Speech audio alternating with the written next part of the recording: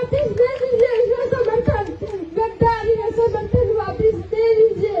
मैं झोली फैला के बोलती लालू जी, मैं झोली फैला के बोलती हूँ, तेजस्वी जी मुझे परिहार दे दीजिए। मैं परिहार के बिना नहीं रह पाऊंगी, मैं मेरे लोग परिहार के लोग भी मेरे बिना नहीं रह पाएंगे। मैंने 10 साल में परिहार को जिया है।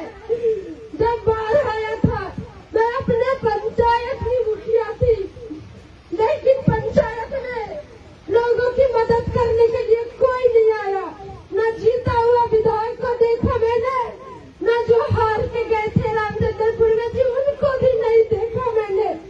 नहीं बोला यहाँ के लोग सब ठगे गए हैं। न जीता हुआ बाढ़ में आया, न हारा हुआ बाढ़ में आया।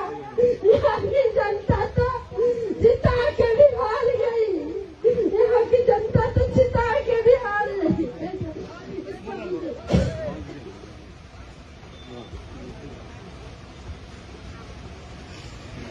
कोरोना आया तब भी मैंने देखा न जीता हुआ आया न हारा हुआ आया। सीओ का प्रकोप बढ़ता गया, प्रखंड में भ्रष्टाचार बढ़ता गया। गायत्री देवी जी ने कहा सीओ मेरी बात नहीं मानती है। इतने लाचार विधायक को रख के आप लोग क्या करेंगे जिसकी बात सीओ भी नहीं मानती है।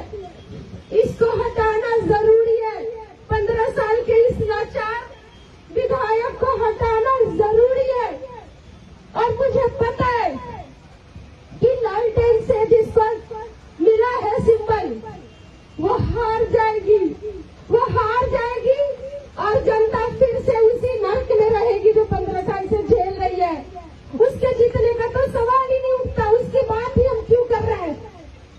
अगर जीतना होता तो पूर्वे जी उनके ससुर जी वो 2010 का भी चुनाव जीतते ना, 2015 का भी चुनाव जीतते ना, लेकिन वो हारे। 2010 का भी चुनाव परिहार विधानसभा का रामचंद्रपुर में जी हारे, 2015 का भी चुनाव वो हारे। क्योंकि जब सोनवर्षा विधानसभा था तो कुछ जाति समीकरण के कारण वो विधायक बने, लेकिन जब परिहार विधानसभा हुआ कई पंचायत कट जाने के बाद उनका जीतना असंभव था और असंभव है, वो नहीं जीत सकते।